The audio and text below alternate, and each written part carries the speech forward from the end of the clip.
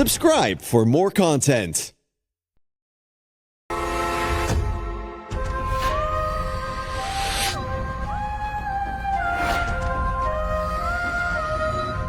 আর আমার বেডরুম যে নোংরা হয়ে আছে সেদিকে তোমার কোনো খেয়াল নেই। সকাল সকাল স্বামীর নাস্তা খাওয়ানো নিয়ে একেবারে পাগল হয়ে গেছো, অথচ এই বাড়ির কেউ এখনো নাস্তা করেনি। মা, এটা তোমার কেমন ব্যবহার? আমি পঙ্গু হয়ে গেছি দেখি কি তুমি আমার বউকে দিয়ে যা খুশি তাই করাবা, যেমন খুশি তেমন ব্যবহার করবা? আমি অক্ষম, আমি অচল, এর জন্য কি আমি প্রতিবাদ করতে পারবো না, তাই তো? চুপ, একদম চুপ, কোনো কথা হবে না। এই বাড়িতে আমি যেটা বলবো সেটাই হবে। এই বাড়িতে ওকে বউ করে নিয়ে আসার 2 দিন পর থেকে যে তুই প্যারালাইজড হয়ে গেছিস, সেটা কি ভুলে গেছিস তুই? তাতে তোমার বউয়ের দোষ কি? আমি তো ওকে দোষ দিইনি, আমি শুধু এটাই মনে করিয়ে দিতে চাচ্ছি যে তুই আর তোর বউ ছোট ভাইয়ের কাঁধে বসে বসে খাচ্ছিস। এই বাড়িতে থাকতে গেলে, খেতে গেলে কাজ করে খেতে হবে, এটা মনে রাখিস। ও আচ্ছা আচ্ছা, আমি আমার ছোট ভাইয়ের কাঁধের উপরে বসে বসে খাচ্ছি? আমার ছোট ভাই বলছে এই কথা? আচ্ছা মা, আমি যখন এই সংসারের দায়িত্ব নিয়েছিলাম, আমি তো কখনো তোমাকে আমার ভাইকে বোঝা মনে করিনি, তাহলে তোমরা কেন আমাকে বোঝা মনে করতেছো? আর যেখানে আমার কোনো মূল্য নেই সেখানে তো আমার বইয়ের মূল্য থাকবেই না, এটাই তো বাস্তবতা। সকাল সকাল না তোর সিনেমার সংলাপ শুনতে একেবারেই ভালো লাগছে না। কাপড়গুলো ধুবে, তারপর আমার ছোট ছেলে উঠবে, তাকে নাস্তা করাবে, তারপরে তোমরা নাস্তা করবে, তার আগে না।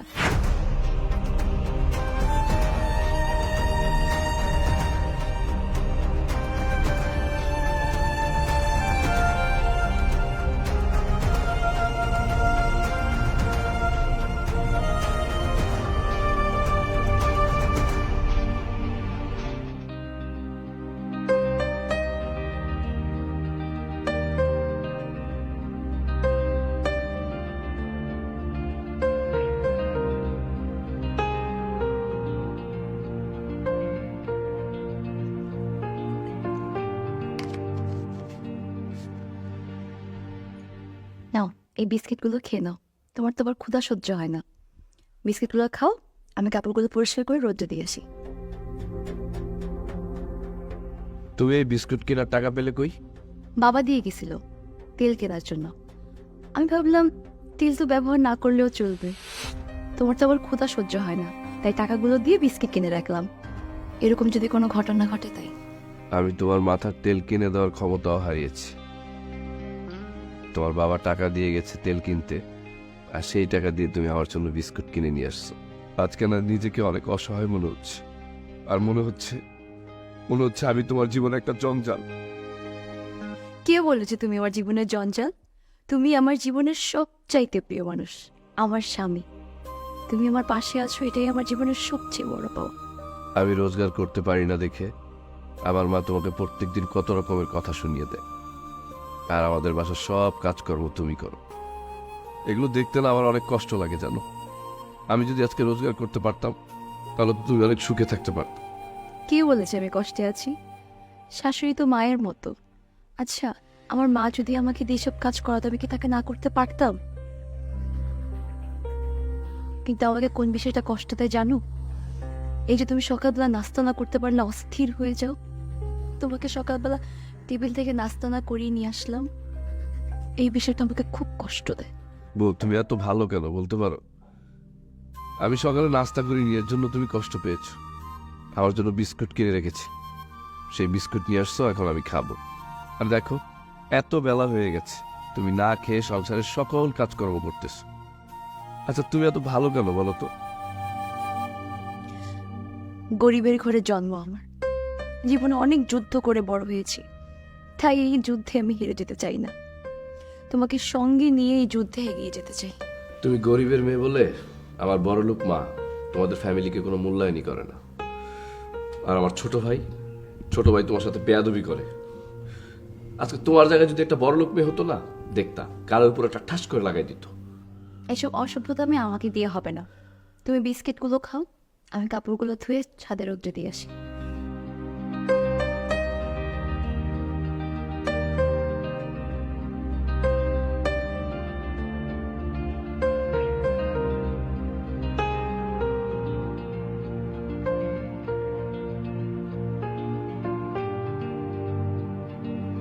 এই যে বাসার ছাদে এসে হাওয়া বাতাস খেতেছো তাই না?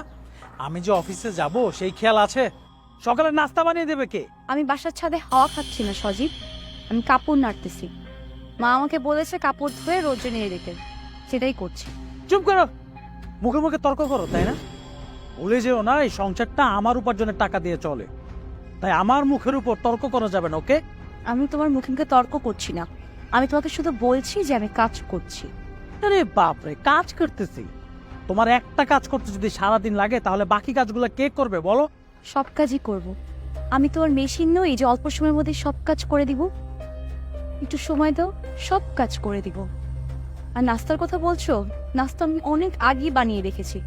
ডাইনিং টেবিলে যাও, নাস্তা পেয়ে যাবে। Very good. আর হ্যাঁ, তোমার স্বামীকে একটা কথা বলে দিও, এখন থেকে এই বাসার অর্ধেক ভাড়া তোমার স্বামীর দিতে হবে। আমি বরং তোমাদের দুজনের খাবারের টাকাটা দিতে পারো, কিন্তু আমার একার পক্ষে ভাড়া দেওয়া সম্ভব না। বলে দিও, হ্যাঁ?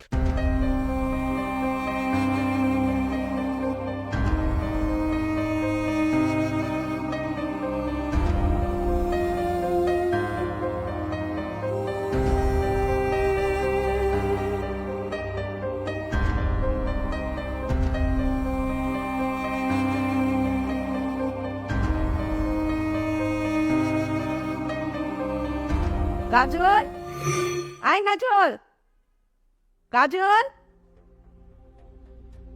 হ্যাঁ জি মা। একটা কাজ নিয়ে পড়ে থাকলে চলবে? আমার চাপে ধায়, তুমি জানো না সকালবেলা উঠে চা না পেলে আমার মাথা খারাপ হয়ে যায়।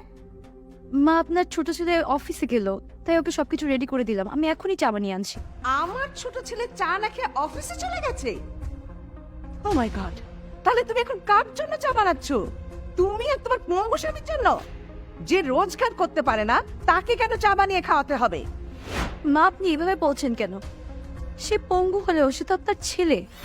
সে রোজগার করতে নাই পারুক, আপনার কি তার প্রতি কোনো দায়িত্ব কর্তব্যবোধ নেই? বেয়াদব মেয়ে, দায়িত্ব কর্তব্য আমাকে শেখাস?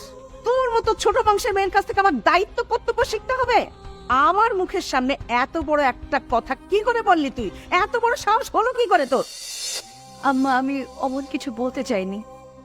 যদি কোনো অপরাধ করে থেকে আমাকে ক্ষমা করে দিবেন।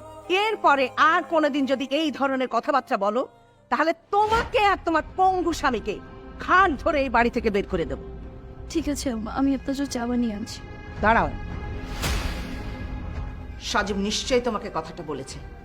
আমি আবার কথাটা বলতে চাইছি না, কথাটা তোমার পঙ্গু স্বামীকে বুঝিয়ে বলবে।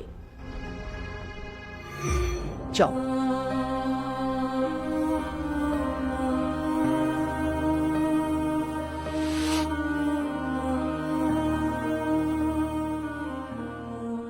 কি ব্যাপার, তোমার কি মুখ খারাপ?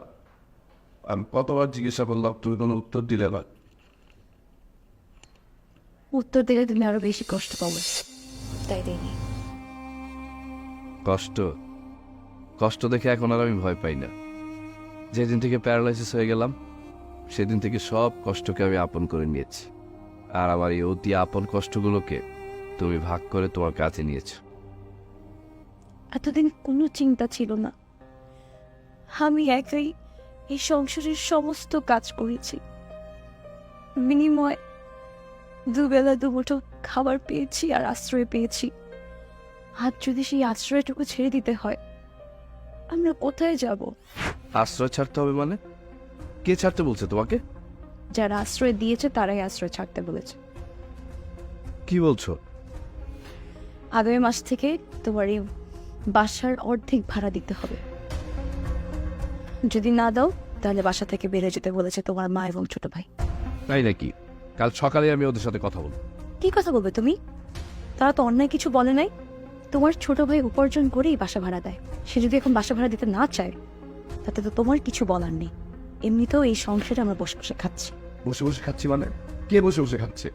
তুমি যে প্রত্যেকদিন গাথার মতো পরিশ্রম করো, এই পরিশ্রমটা যদি অন্য কোনো বাড়িতে গিয়ে করতাম না তাহলে এর থেকে অনেক বেশি দাম পেত।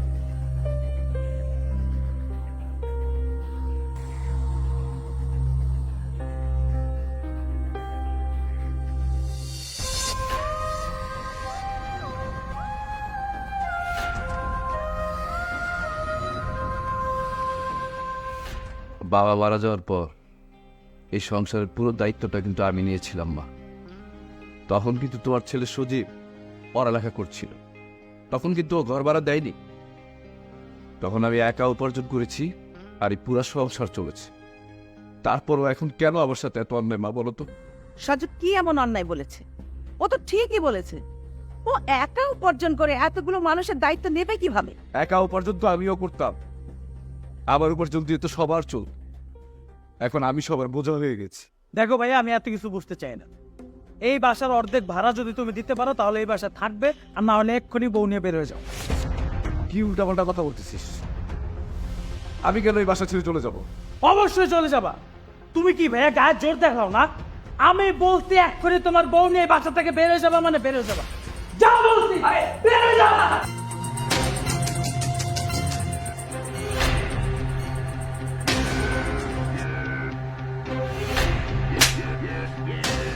অনেক সহ্য করেছি, আর না।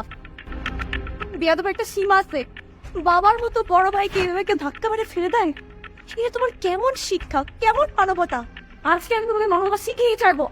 খবরদার, আর একটা বারো যদি আমার ছেলের গায়ে হাত দাও না, খুব খারাপ হয়ে যাবে। আমি কিন্তু ছেড়ে কথা বলবো না। যা। মা, সজীব আপনার ছেলে, সাব্বির আপনার ছেলে না? সাব্বিরের সাথে দিনের পর দিন অন্যায় আচরণ করে যাচ্ছেন।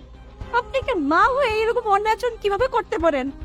পঙ্গু ছেলের প্রতি এরকম অন্যায় কিভাবে করতে পারেন মা? আপনি কেমন মা? আমার মাথায় ধরে না।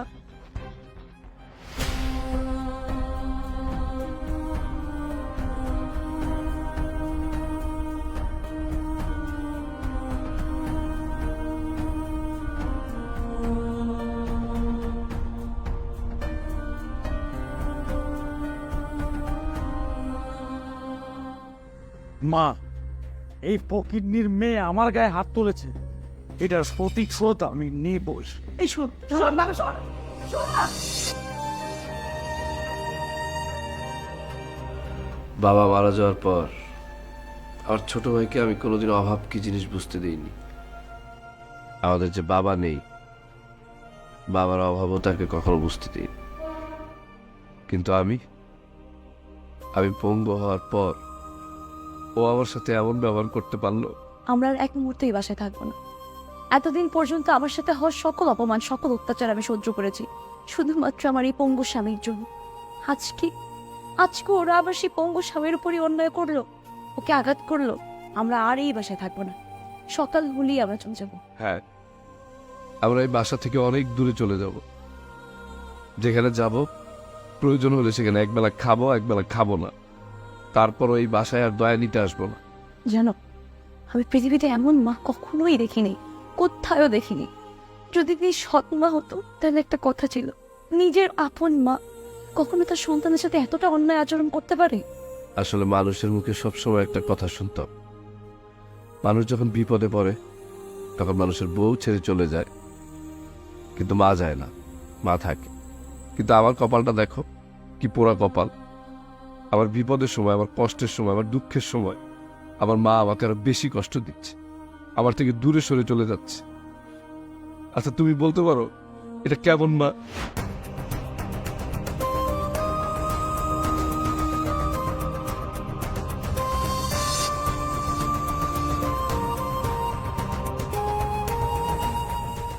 দাঁড়া।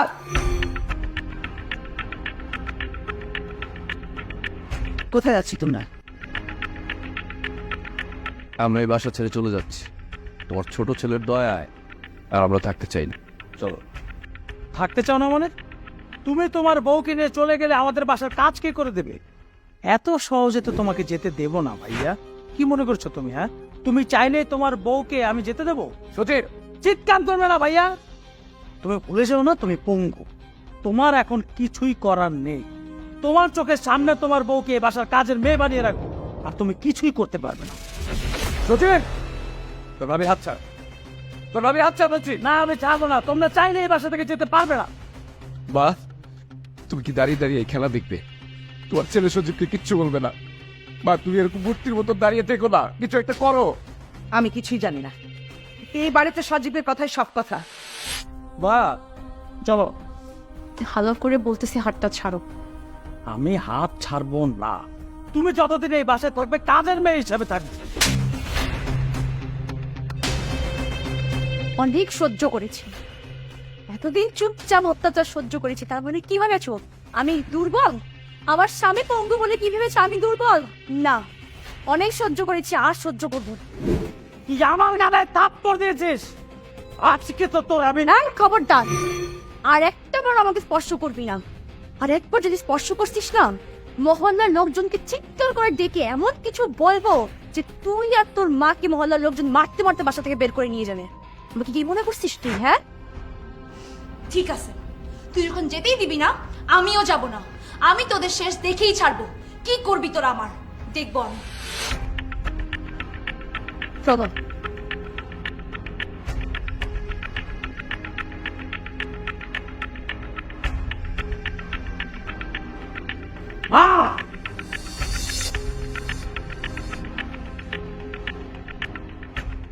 ওরা আমাকে এই বাসা থেকে যেতে দিবে না। ওরা আমার পঙ্গুত্বকে পুঁজি করে তোমাকে এই বাসায় বন্দি করে রাখবে, তোমাকে চাকরানির মতো কাজ করাবে।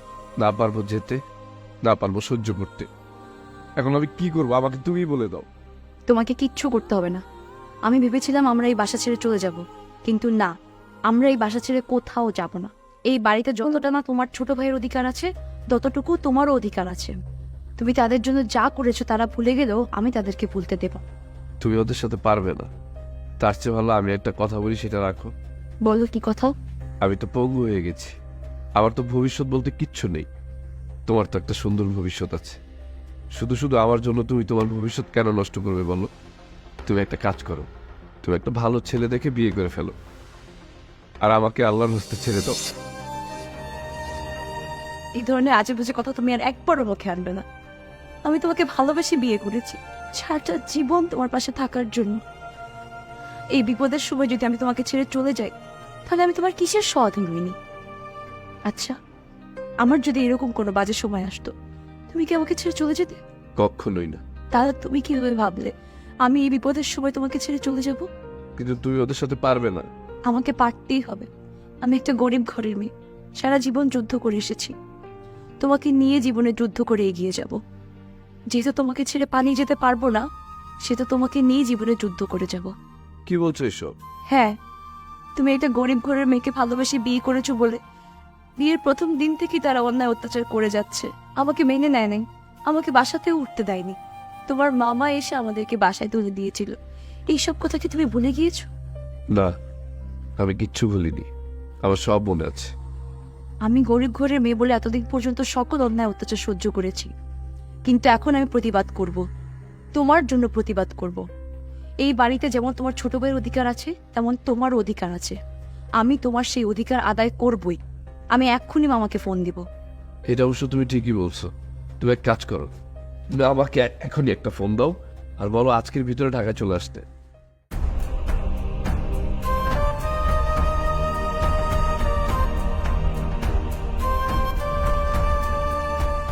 আসসালামু আলাইকুম মামা।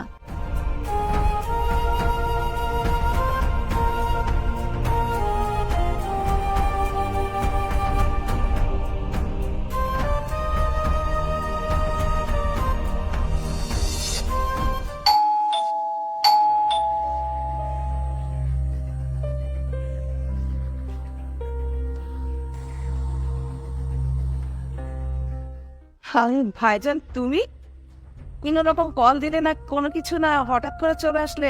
কোনো রকম কোনো সমস্যা? হ্যাঁ হ্যাঁ, সমস্যা তো বটেই, বিরাট সমস্যা।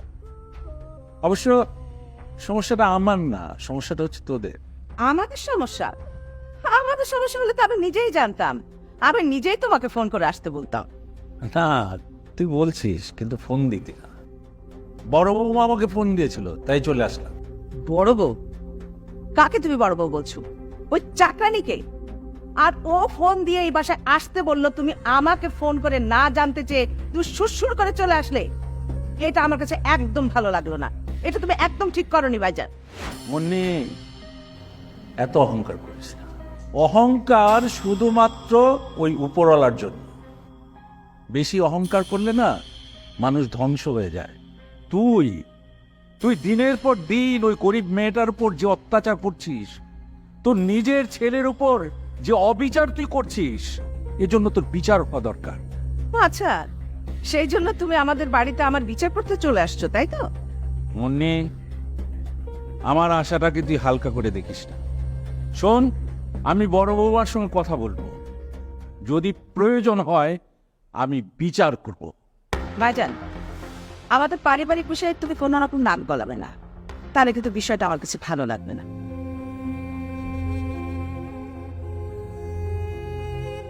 মনে তুই তোর বড় ছেলে বড় বৌমাকে এখনো চিনতে পারিস না।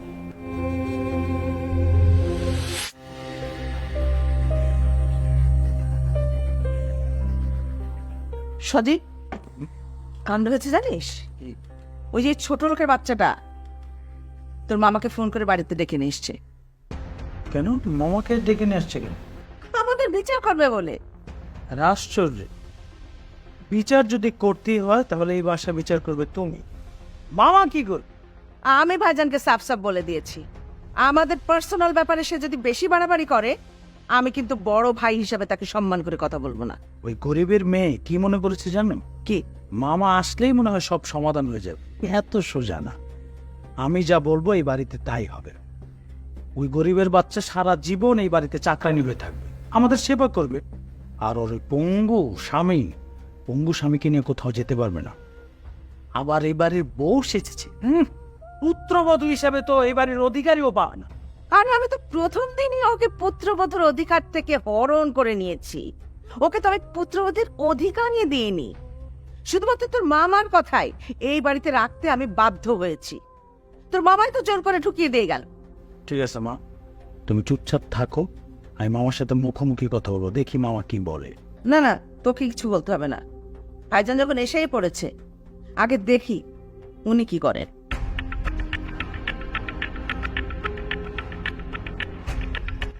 মামা এসেছে, আমার ঘন্টাটা কর।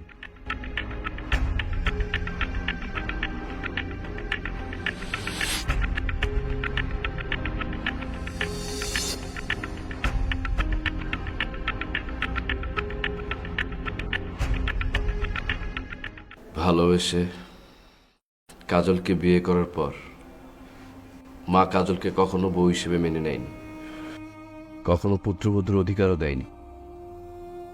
মামা, আপনি তো সবই জানেন, আমি তো পঙ্গু ছিলাম না। আর পঙ্গু হওয়ার পর থেকে আমার মা আর ভাই আমার বউয়ের সাথে অমানবিক অত্যাচার শুরু করল, যেটা আমি আপনাকে বলে বোঝাতে পারবো না। আমি একটা জিনিস বুঝলাম না, আমি যখন তোমার মাকে বুঝিয়ে বাড়িতে তোমাদের রেখে গেলাম, তারপর থেকে তোমরা তো ভালোই ছিলে, কিন্তু এত ঘটনা ঘটে গেল। কি বৌমা, তুমি তো আমাকে একটা ফোন দিতে পারতে। জানাতে চেয়েছিলাম মামা, জানাইনি শুধুমাত্র আমাদের পরিবারের সম্মানের কথা ভেবে। এইসব ব্যাপারে জানালে যখন সালিশ বসবে, আমার শাশুড়ির মান সম্মান কোথায় থাকবে বলুন তো? তাই নীরবে সবকিছু সহ্য করে নিয়েছি। না না বৌমা, কাজটা তুমি ঠিক করো। তুমি তো এইটা জানো যে আমি তোমার পাশে আছি। আমি জানলে বিষয়টা অনেক আগেই সমাধান হয়ে যেত। তুই জানাসনি কেন? আপনি কি সমাধান করবেন বাবা? আমি তখন পঙ্গু, কামাই রোজগার করতে পারি না, অচল পয়সা। তাই আমার বউ এই বাড়ির কাজের মেয়ে। আপনি চাইলেও কোনো সমাধান করতে পারবেন না বাবা। কোনো সমস্যা নাই, এই বিষয় নিয়ে কাল সকালেই সজীব আর মুন্নির সঙ্গে আমি বসবো। তারা কেন তোদের সঙ্গে এই আচরণ করে এটা আমি জিজ্ঞেস করব। আমি এর একটা বিহিত করেছিলাম। আমরা চলে যেতে চেয়েছিলাম মামা, কিন্তু ওরা আমাদের যেতে দেয়নি। আমার তাদের সেবা যত্ন করে, তাদের অন্যায় অত্যাচার সহ্য করে এই বাসাতেই থাকতে হবে। বোমা, দুনিয়াটা মগের বন্ধুক হয়ে যায়নি, একটু ধৈর্য ধরো। সকালেই আমি বলব, সব কিছু সমাধান হবে।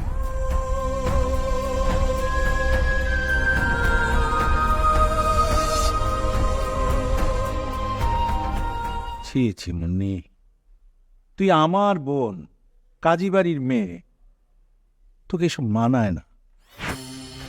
তুই বড় ছেলে বড় বৌমার সঙ্গে যে আচরণ করেছিস, এটা কোনো অবস্থাতে মেনে নেওয়া যায় না।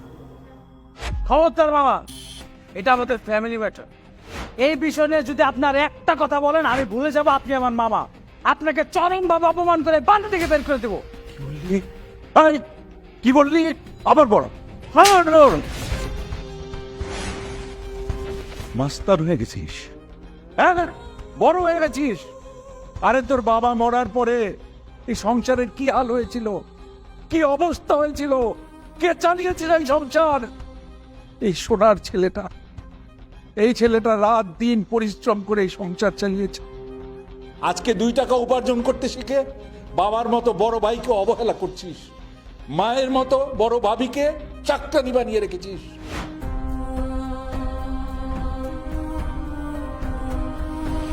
চল, তুই যদি আর একটা বেয়াদবি করবি তারপরে তুই তাড়াতাড়ি ফেলে দেবো।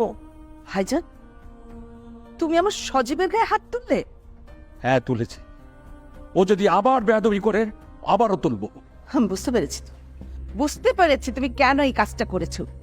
ওই ছোট লোকের বাচ্চাটা ইনিয়ে বিনিয়ে তোমার কাছে আমার ছোট ছেলের নামে অনেক বাজে কথা বলেছে, সেই জন্য তুমি ওকে মেরেছো। তুমি জানো না কেন আমি ওকে পছন্দ করতে পারি না? শুধুমাত্র ওর কারণে, শুধুমাত্র ওর কারণে আমার ছেলে পঙ্গু হয়েছে। আমার সাব্বির হাঁটতে পারে না, ওকে আবার সহ্য হয় না। ভুল বললি মুন্নি, তোর বড় ছেলে বড় বউয়ের জন্য পঙ্গু হয়নি, বরং বড় বৌমাকে আমাদের সবাই সম্মান করা দরকার। বিয়ের 2 দিনের মধ্যে যার স্বামী পঙ্গু হয় সে মেয়েটি নিঃস্বার্থভাবে এ বাড়িতে থেকে গেছে, স্বামী সেবা করেছে, তোদের সেবা করেছে। এমন সোনার মেয়ে কোথায় পাবি? ও, এখন আমি তোমার কাছে খারাপ হয়ে গেছে না ভাইজান? তোমার বোন তোমার কাছে খারাপ হয়ে গেছে? মনে তুই খুব একটা ভুল ধারণা নিয়ে আছিস। যেদিন সাব্বির বিয়ে করলো, ওরা তো প্রেম করে বিয়ে করেছে, তুই কিছুতেই মেনে নিতে চাইলি না। আমি ওদেরকে বাড়িতে নিয়ে আসলাম, তোকে বুঝালাম, তুই হুট করে রেগে বাড়ি থেকে বেরিয়ে গেলি, আমিও চলে গেলাম। এর মধ্যে সাব্বিরের এক বন্ধু এসে সাব্বিরকে জানালো তুই গাড়ি অ্যাক্সিডেন্ট করেছিস। তুই একবার ভাব, সাব্বির কতটা ভালো তোকে বাসে।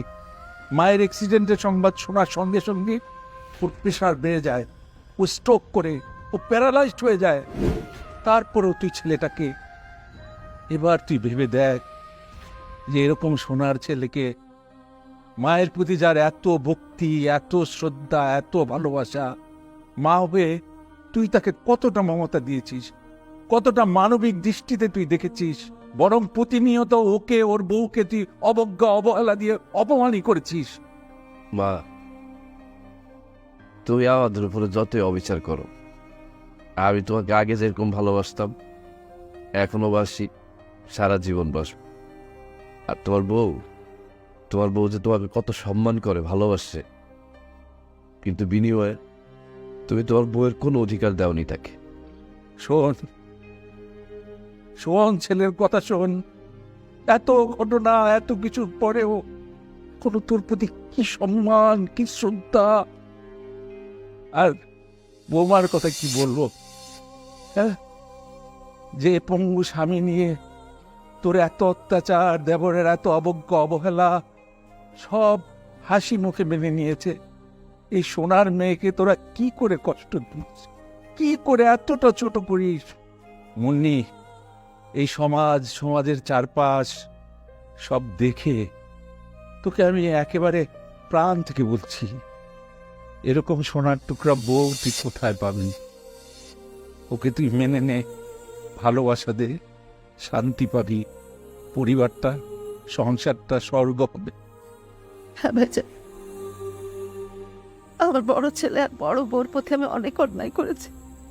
আমি বুঝতে পারিনি ওরা আমাকে এত ভালোবাসে যে আমার অ্যাক্সিডেন্টের কথা শুনে আমার ছেলে পঙ্গু হয়ে গেছে। অনেক অন্যায় করে ফেলেছি আমি ওদের সাথে, অনেক অন্যায় করে ফেলেছি। বাবা, নিজেকে ভীষণ অপরাধী মনে হচ্ছে। পারলে তোরা আমাকে মাফ করে দিস মা। না মা, আপনি এগুলো কি বলছেন? আমি মা বাবা বড় একটা এতিম মেয়ে। আমি যখন এই বাড়িতে প্রথম এসেছি, আপনাকে শাশুড়ি হিসেবে পেয়েছি। আমি আপনাকে আঁকড়ে ধরে বাঁচতে চেয়েছি শুধুমাত্র মায়ের ভালোবাসা পাওয়ার জন্য। আপনি যখন বকা দিয়েছেন, আমি আশীর্বাদ হিসেবে নিয়েছি। যখন কোনো কাজ করতে বলেছেন, নিজের মা মনে করে সেই কাজগুলো করেছি। সবসময় চেষ্টা করেছি যেন আপনি কোনো বিষয়ে আমার উপর অসন্তুষ্ট না হন। আমি তোকে চিনতে পারিনি মা, আমি তোকে চিনতে পারিনি মা গো। সচিন, বড় ভাইয়ের সঙ্গে অনেক বেয়াদবি করেছিস, তোর কাছে মাপ চা। আর যতদিন বেঁচে থাকবি কখনো কোনোদিন ওর সাথে বেয়াদবি করবি না। আর এই যে তোর বড় ভাবি, বড় ভাবির সাথে অনেক বেয়াদবি করেছিস, মাপ চেয়ে নিস বাবা। আর আজ থেকে আমি এই সংসারের মধ্যে নাই, সংসারের সমস্ত দায়িত্ব এই যেমন মা, আমার মার হাতে দিয়ে দেব। আমার মা আমাকে যা দেবে তাই খাবো, যেভাবে চালাবে সেভাবে চলবো। ভাইয়া, ভাবি, তোমাদের সাথে আমি অনেক অন্যায় করেছি, অনেক খারাপ ব্যবহার করেছি, তোমরা আমাকে মাফ করে দিন। কি বলিস এসব? আমি তো তোর রাগই করিনি, মাফ করে দিস।